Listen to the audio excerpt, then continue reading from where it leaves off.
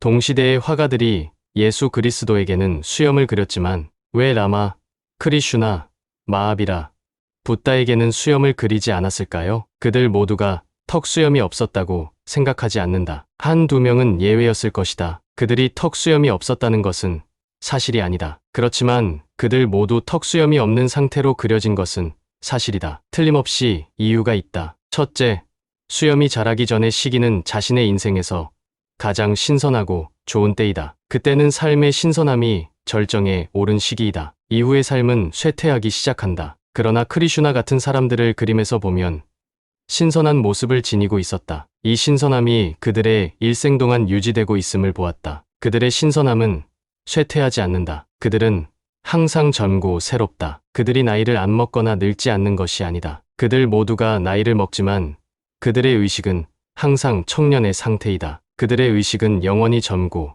영원히 새롭고 영원히 신선하다. 턱수염이 없는 라마, 크리슈나, 마하비라, 붓다의 그림과 초상화들은 그들의 인간적인 모습을 나타내는 것이 아니다. 그것들은 그들의 혼, 영혼, 그들의 의식을 나타내고 있다. 우리는 유년기, 청년기, 노년기 내내 그들이 지니고 있는 변함없는 신선함, 젊음을 보았다. 우리는 그들의 그림과 초상화에서 그 신선함에 사로잡혔다. 우리는 크리슈나를 지팡이에 의지하는 노인으로는 결코 생각할 수 없다. 그가 오래 살았기 때문에 늙었음에는 틀림없지만 그가 노인으로서 어떤 모습을 보였는지는 상상할 수 없다. 그의 내면에는 영원히 젊고 살아있는 무엇인가 있다. 다른 한편으로 우리 주위에는 늙어 보이는 아이들이 있다. 최근 나는 어느 마을을 방문했는데 거기서 13살 또는 14살이 채 안 되어 보이는 소녀를 만났다. 그녀는 목샤, 즉 해방을 원했다. 이 소녀는 벌써 나이가 든 여성 같다.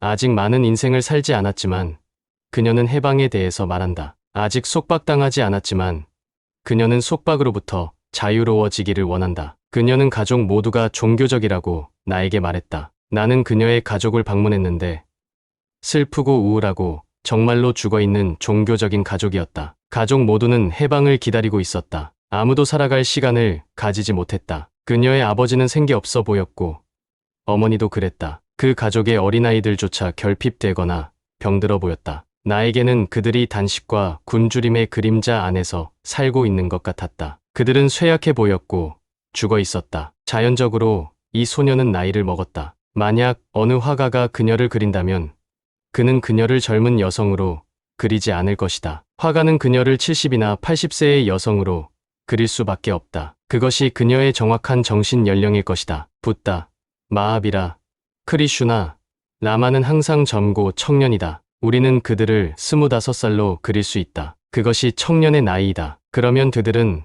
턱수염이 있도록 보여야 할 것이다. 그러나 우리는 그들을 턱수염과 콧수염이 없는 10대의 모습들로 그렸다. 왜 그런가? 여기에도 역시 이유가 있다. 그들을 턱수염과 콧수염이 있는 25살로 그리는 것이 적합하지 않았다. 왜냐하면 그것은 그들이 늙어가는 과정에 있다는 것을 보여주기 때문이다. 일단 어떤 일이 시작되면 그것은 필연적으로 끝에 이르기 마련이다. 당신은 턱수염과 콧수염이 있는 영원한 젊음을 그릴 수 없다. 그것은 바로 그 목적을 좌절시킬 것이다. 그러므로 청년기가 그들을 보여주기에 맞는 나이이다. 왜냐하면 그것이 새로움의 최적의 시기이기 때문이다. 왜 크리슈나 같은 인물이 턱수염이 없이 그려지는지에 대해 또 다른 이유가 있다. 남성이 보는 미의 개념은 여성다움이다. 그것은 여성의 미에서 유래한다. 남성에게는 남성이 아닌 여성이 미의 이미지이다. 그리고 우리의 화가 및 조각가, 시인, 그리고 경전의 작가들은 대부분 남자들이었다. 자연적으로 만약 그들이 누군가를 아름답게 묘사해야 한다면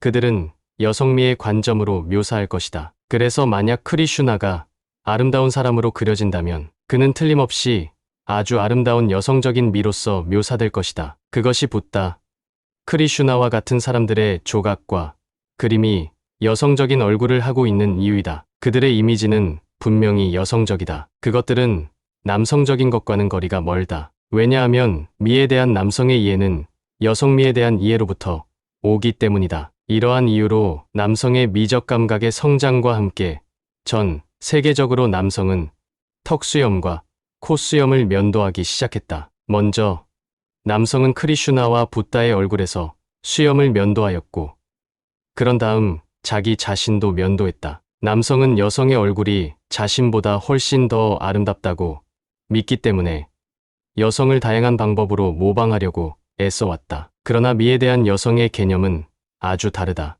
미에 대한 여성의 개념은 남성적인 것이고, 남성적 미를 이해하는 것에 기반을 두고 있다. 여성은 다른 여성의 미에 의해 이끌리는 것이 아니라 항상 남성적인 미에 의해서 매료된다. 미에 대한 여성의 이미지는 남성의 얼굴에서부터 나온다. 그래서 나는 만약 여성이 크리슈나와 붓다의 얼굴을 그렸다면 분명히 턱수염과 코수염을 같이 그렸을 것이라고 생각한다. 나는 오늘날까지도 여성은 면도한 남성의 얼굴을 좋아한다고 생각하지 않는다. 그러한 남성은 여성에게 여성적으로 보인다. 턱수염과 코수염이 여성에게는 남성다움의 상징이다. 당신은 얼굴에 턱수염과 코수염이 있는 채로 나타난 여성에 대해 어떻게 반응할지 생각해보라. 그것은 혐오감을 줄 것이다. 같은 방법으로 턱수염과 코수염이 없는 남성은 여성에게 혐오감을 줄 것이다. 그녀가 그렇게 말하는지 말하지 않는지는 다른 문제이다. 왜냐하면 여성은 좋아하고 싫어함을 표현할 수 있는 자유가 많지 않기 때문이다. 그녀가 생각하는 방식조차 남성에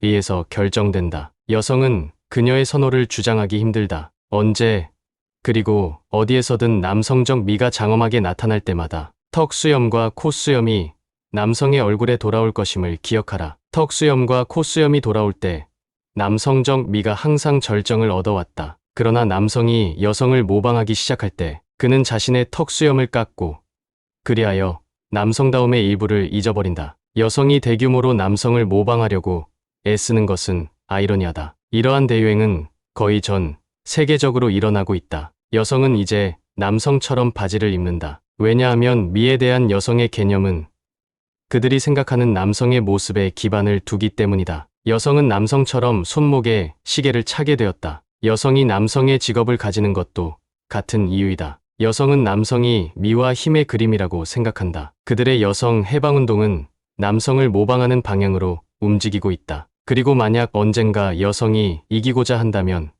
여성이 이길 가능성이 충분하다. 왜냐하면 남성들은 오랫동안 지배자였고 여성이 중앙 무대를 차지하기 위해서는 남성들은 이제 물러나야만 하기 때문이다. 앞으로 여성이 턱수염과 코수염을 기르는 것은 이제 놀라운 일이 아닐 것이다. 오늘날 우리는 그것을 생각조차 할 수 없지만 여성은 벌써 더 미묘한 방법으로 모든 면에서 남성을 닮기 위해 최선을 다하고 있다. 그들은 남성처럼 보이기를 원한다. 그들은 복사물이 되기 위해 애를 쓴다. 그러나 남성이 여성을 모방하든 여성이 남성을 모방하든 그것은 추하고 우스꽝스럽다. 그것은 전적으로 어리석다. 모방 그 자체가 어리석다. 크리슈나, 라마, 붓다를 묘사한 화가들과 조각가들은 여성미를 찬양하는 남성들이었고 바로 이러한 이유로 그러한 초상화들 어느 것도 진짜일 수 없다고 말할 수 있다. 만약 당신이 24개의 자이나 띠르딴까라의 형상을 본다면 그들이 서로 간의 차이가 없이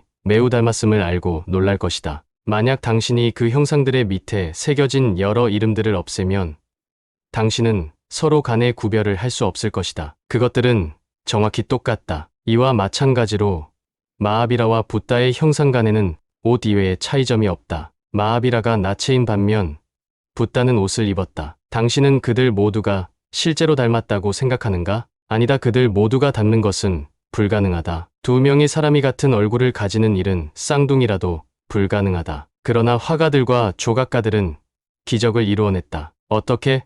붓다를 그리는데 관여한 화가는 그의 그림을 영원히 가장 아름다운 것으로 만들기 위해 최선을 다하고 있다. 마하비라의 조각가도 같은 목적으로 일했다. 미의 완벽함을 실현하고자 하는 그들의 이러한 노력의 결과로 그들의 이미지들은 서로 닮아 버렸다.